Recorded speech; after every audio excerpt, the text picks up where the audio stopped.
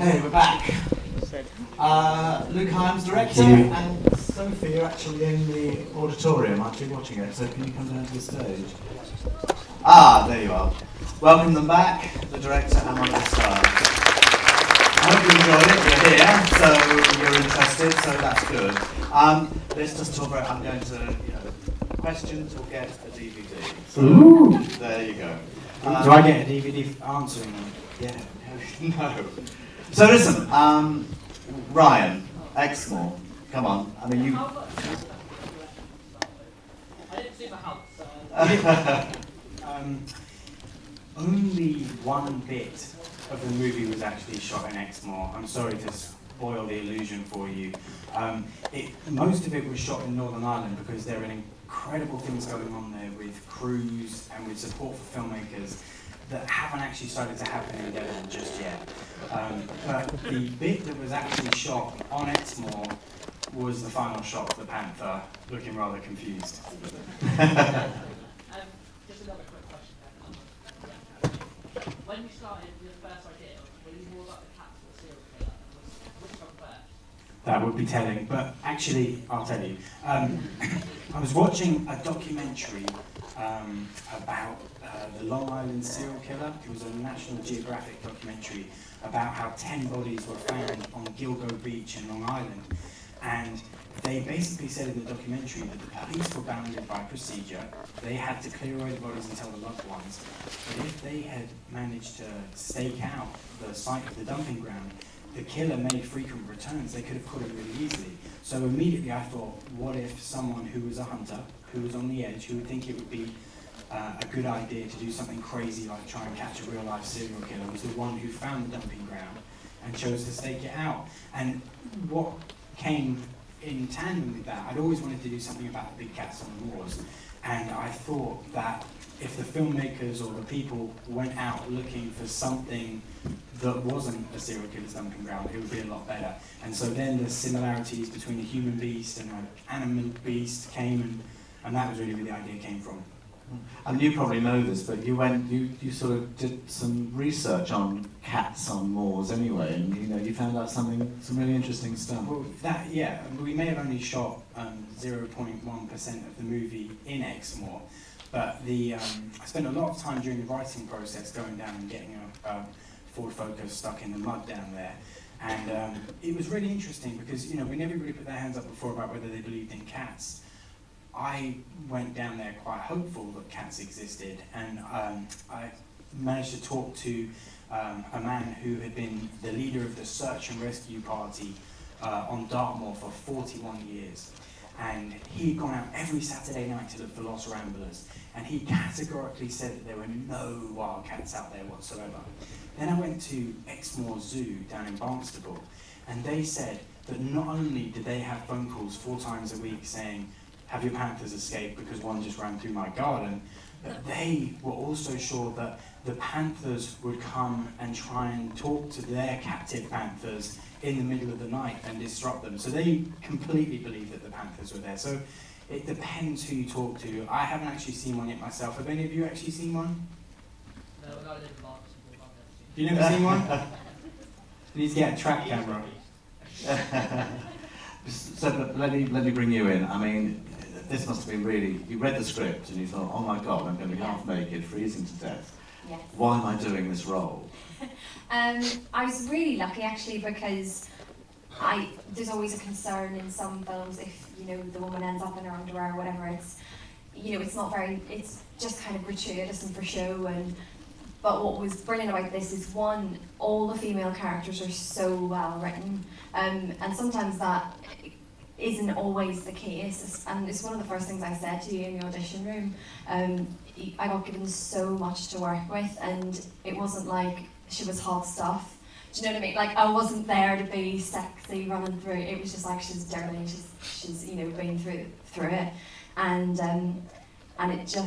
it made it a lot easier because I very much felt that that there was a reason behind it. It wasn't gratuitous, and it wasn't a case of just having a spare naked body around, which really helped me. And obviously, when you're wearing that little clothing, you run a lot faster, which I did.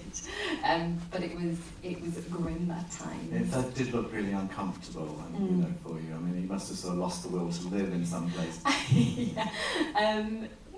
Yeah, no, everyone was on such good form at all times, and everything. I was never left sort of in a puddle or anything for too long, and there's always like tinfoil blankets and all this sort of stuff. So everyone was always in really good form. So just kind of, even if you're cold, everyone was cold.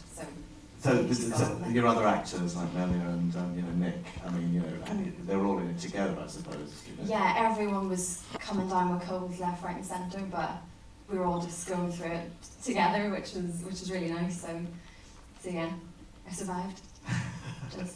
I'm the only one that did. Seriously, have you got any questions? Because like, well, you come to me. Oh my God! You see what a difference it makes when they know they're going to get free stuff. Come to me afterwards. I'm not going to come and give it to you. So just come when you've asked the question. Go. Okay. It's obviously going to be a very interesting role. Do you think this will affect your choice to do something in the future?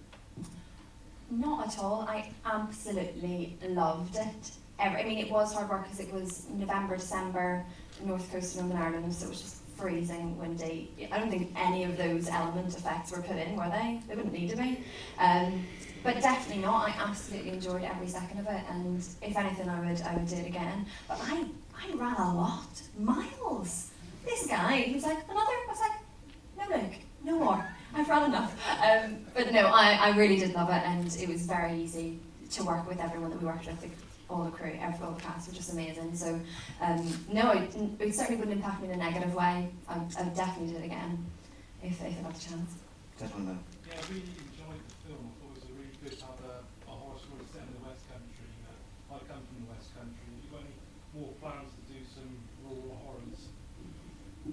Well, we've got a cracking story about what happens to the girl in the Land Rover next. So that would definitely be the next thing that we want to do in the West Country, because there's still a lot of ground to cover out there.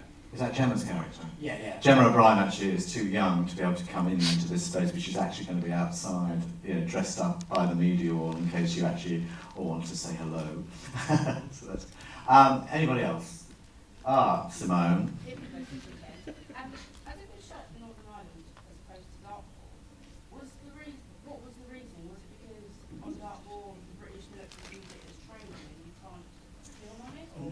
No, it was really just us from a sort of logistical and financial point of view, looking at Devon.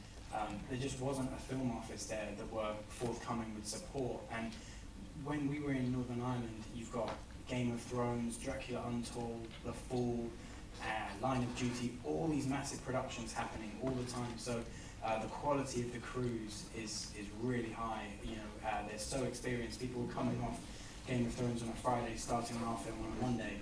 And I think that there's it's a special time for filmmaking in Northern Ireland. I think in the future we'll look back at this time as a really special, interesting time when a lot of good stuff was made by really talented people. And I thought that the two leads were cast American for some sort of reason to break into the American market, but not at all. You actually went down to X Moor, and that's what you were listening to, was American tourists mainly. There was just an epiphany moment where I was in a cafe trying to think about what the characters were going to be, and I just heard these American accents to my left, and I was just like, And it made me think that, you know, if I got lost on Xmoor, I wouldn't feel that terrified, but if I got lost in Nevada or somewhere that is much more alien to me, I would be much more scared. So that was the thinking. The thinking was to make them strangers in a strange land, and they'd be much more scared because they wouldn't know the lay of the land. Sure. One more question before we move on. Anybody else with a question? Gentleman over here. Where? Oh, there. Hi. Why didn't the character of the hunter have a spare mag for his MP5? Well, the production designer, John Leslie, is here. John, put your hand up. Not the John Leslie. Not the John Leslie, no. Can you answer that question, John? Oh, he's pretending he's not here. Okay. Why didn't he have a spare mag? I'm not sure. I think it got lost and rusty, and I think that gun fell off the back of a rather big lorry, and that was why. Listen, thanks very much, Luke Hyams, Sophie Harkness. Thank you very much. So, go and see Jen, which is outside.